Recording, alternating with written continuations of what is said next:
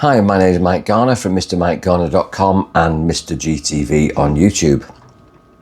And this is the fourth in a series of important podcast presentations for you to learn for free how to get the best out of your life and business, how to be happy, healthy and successful using my process, which is called VAVA, and I'm teaching this for free. Check back on the other podcasts because we're up to the second V in the VAVA acronym. VAVA, visualize, affirm, verbalize, and then assume the role. And the precursor to all of that was the first podcast that was all about relaxation, creating state for manifestation. So here we are talking about verbalization. When you verbalize, it means to communicate, to express verbally using your mouth. The affirmation is the voice in your head. Verbalization is the voice that you communicate with the world, and I would actually say the universe and everybody in it. It says in the Bible, and I'm not going to get biblical on you, but it says in the beginning was the Word, and the Word was God, and the Word was with God. I believe that your words make you the creator, that what you say repeatedly is what you create. What you think about, you bring about, and what you state, you create. So what is your narrative like? What are the words that you use regularly? If you want more of the same, then stay the same and say the same. But if you want to create something different, something better, then maybe you should listen to what I'm saying for your consideration and maybe adjust your narrative. First of all, if you listen to the affirmation podcast, it says that there's 3 P's, and the same applies, in my opinion, with the words that you say. So you should always talk personally about what you want and, more importantly, what you need. Talk about yourself and state your expectation, what you're trying to create, so that there's no grey areas. Be specific about what you're asking for. Because if you put a vague picture in, then you'll get a vague outcome back. Because your subconscious mind is listening to everything that you say. You've got one mouth and 2 ears, so you're listening in stereo. So what is expressed is impressed. That's important. I'll say it again. What is expressed is impressed. Everything that you say, even if there's nobody listening, the universe is always listening. In fact, the universe is eavesdropping on all your thoughts and words and all your actions, and everything counts. You can't say something with one group of people and then have a different dialogue with another group of people. Be consistent, be the best person that you can be, and say the same thing, whether you're on your own and whatever social group or corporate group you're with. Because inconsistency creates dual realities. If what you say you create, then if you say something over here, you'll start to create that, or the potentiality of it. And if you say something different over here, it's a mixed message to the universe, and you'll end up with 2 outcomes. Keep your mind off what you don't want, and don't talk about what you don't want. Because if you talk about what you don't want, you'll manifest that, because by expressing it, you'll create it. What you express becomes the potentiality of a new future that you're not experiencing now, but you will experience next. And the more powerful you express it, the more quickly you manifest it. So be personal. It starts with I am statements. And again, biblically, when God was asked who you are, what's your name, he just said, I am the I am. So you talk with I am statements, which are covered in affirmations. I am confident. I am pain-free. I am abundant. I am happy. I am healthy. I am successful. I can do this. And when you say these I am statements, then that's what you communicate with the universe and everybody in the universe when you're networking with people, socially or corporately, and they will pick up on that message and know exactly what you're asking for. If you give out vague messages or unclear messages with no power at all, you'll bring those into manifestation, and nobody really knows what you want because you're sort of talking with two dialects. You're being two-faced, and we use that expression. So you'll create two versions of yourself, which doesn't work. So make them personal, I am statements, be the creator. And then the second P is there should be positive. So you don't talk about what you don't want, because the minute you say what you don't want, again, the universe is listening and it'll start to manifest. And the people that you live with, never mind the universe, just your business team or your friendship team or your family team, whoever you network with, whoever you associate with, if you talk about what you don't want, they'll remember you for what you don't want. It's rather like me saying to you, don't think about your mum, don't think about your pet, don't think about your partner. And you have to think about them and then delete them. So you bring them into your mind, and the minute you bring something in your mind, particularly if you don't want it, then that negative energy absorbs from your psychology through your verbalizing it into your physiology and into your biology. It's rather like saying, if you're on a diet, I don't want cream cakes. If you don't want to smoke, I don't smoke. I don't want a cigarette. And the subconscious mind doesn't hear the word don't. It's like I said, don't think about your pet. You've got to think about your pet. The minute you say, I don't smoke, I don't want a cigarette, you think about smoking and cigarettes, and you'll go back into old patterns of thought, which create old patterns of behaviour. So keep your mind off what you don't want. Only think about what you do want. Therefore, only talk about what you want. Don't second guess it. Don't tell people, don't be late. Say be early. Because you're putting late in their mind. It's almost like a permission slip to be late, because you've said you possibly expect it. And whatever you expect, you'll bring about. So with your children, when you're telling them off or disciplining them, however you do it, don't tell them what you don't want, tell them what you do want. Don't tell them your room's a mess. Don't drop your socks on the floor. You say, it'd be really nice if your room was clean and tidy. I want you to put your socks in that wash bin, and then I'll take responsibility for that. Your responsibility is to keep your room clean and tidy, to put your clothes in the wash bin, to clear up the table, to clear your plates. Not don't leave that mess, because all they hear is that mess, and they'll reproduce that mess. So spot your children doing something right, not something wrong, and talk to them that you're really pleased and proud of them for doing something right. The minute you highlight and point out something wrong sticks in their mind. Even if you have to tell a white lie, which means a positive lie, a deception, which creates the right outcome. So when I had children, one of my daughter's friends used to bite her nails, and she had shocking fingers and nails, and she always had her fingers in her mouth. So I used to say to her, you're really good for not sucking your fingers. Your nails are beautiful. And your nails are beautiful, and pointing out that she doesn't put her fingers in her mouth, that she's a really good girl, that stuck in her mind. And she never sucked her fingers, chewed her nails, and the nails started to grow. And this is exactly what I do in the hypnosis process. You magnify what you want, and you completely delete what you don't want, and you've got to do that with your vocabulary. So it's got to be personal, I am, it's got to be positive, and it's got to be present tense. That if you said to somebody, I'm going to wash the car, I'm going to cut the grass, I'm going to clear the garage, the question is when. And when you say something in a future tense, the universe doesn't act on it, your nervous system doesn't act on it, and nobody around you acts upon it because it's sometime in the future. So be a do-it-now person.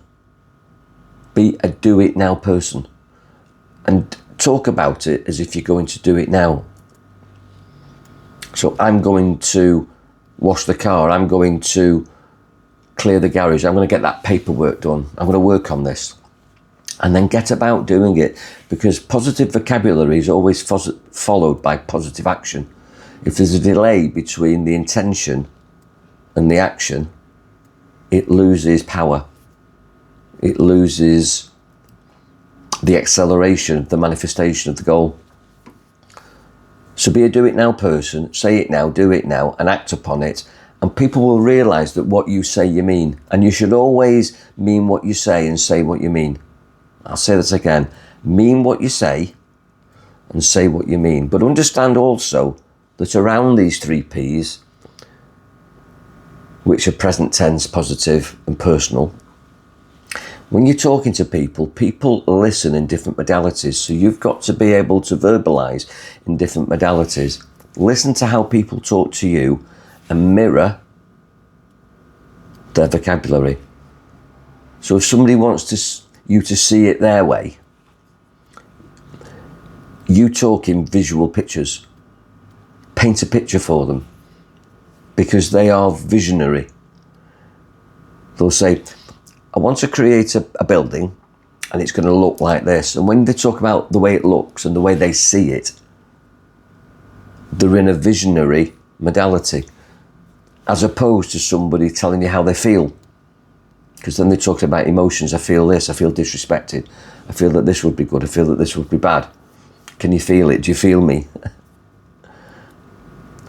And this is like a kinesthetic modality, a touchy-feely modality. And people are predominantly visual, so paint a picture, but understand that people also like the feeling. They're not just analytical. Although there are people that are analytical and they'll want the facts, the figures. They're good at maths.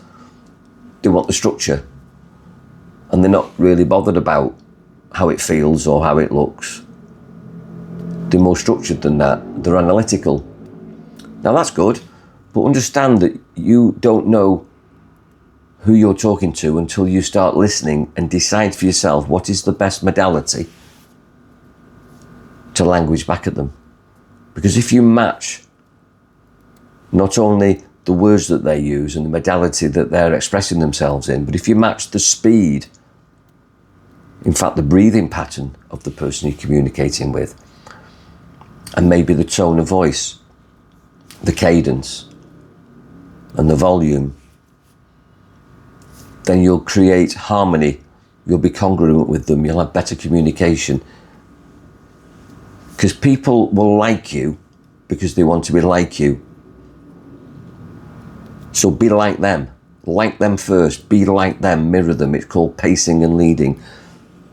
And as a hypnotist, a wordsmith, using verbal therapy, words, I understand how important it is that communication creates unification. That all your challenges in life and all your successes talk back, that it's all through vocabulary and conversation. That if you're a good communicator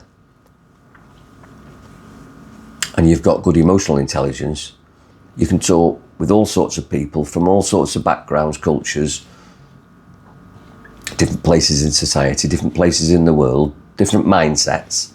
But through communication, you can overcome any obstacles that stand in the way of you getting your point across and also understanding them. And don't always try to be right. Never argue, maintain rapport. If there's something you don't agree with, don't challenge it, just say, that's interesting. I'll think about that. And ask them how they came to that conclusion. Because people will stand by their beliefs, and it's took them all their life to come to those conclusions, whether you agree with it or not, or whether it's right or wrong. It's their truth, and respect their truth and listen. So the art of communication, in my opinion, is to listen more. As I said, you've got 2 ears and 1 mouth. So listen to their explanation. Get more understanding. Simply by saying something like, tell me more, or how did he come to that conclusion, or what happens next? And get them to empty themselves before you respond. And always pause for consideration before you respond. In communication, don't respond with a knee-jerk reaction. Something said in haste can't be withdrawn, so be considered. Always pause for consideration, so take a breath. And you don't always have to comment. Silence also creates something. It creates a gap for consideration. It means that you were properly listening and you're absorbing and you're responding in the best way possible. Just be aware of people's different modalities. There's some people who are driven, and if you're driven, you'll clash. So allow them to drive and you follow, and then you drive and they'll follow. But show respect. And then there's people, as I say, who are analytics and they'll want the facts. There are also people who are amiables and they'll go along with anything. But that doesn't necessarily mean that they agree with you. It's just that they're not into conflict. So sometimes you've got to ask the question, do you understand? Do you agree? You don't need to agree, but I'd like to understand where you are with what I've just said to you. So summarise what you've said. Most of your conversations should have a beginning, a middle and an end.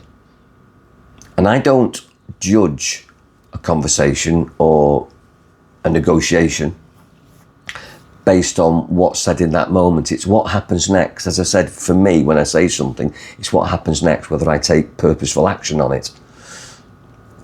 Look at people's behaviours after you've asked for something or stated something.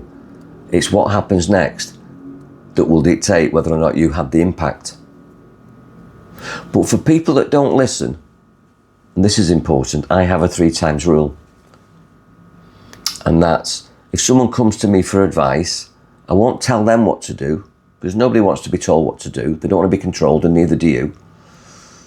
I tell them what I would do. And there's 2 benefits to that. One is they have an opportunity to listen to you and act upon it or not, and you've got to respect whatever they do. But it also means that every conversation is meaningful for me, because I put myself in their shoes, and it might be a situation that I've never faced and never will face.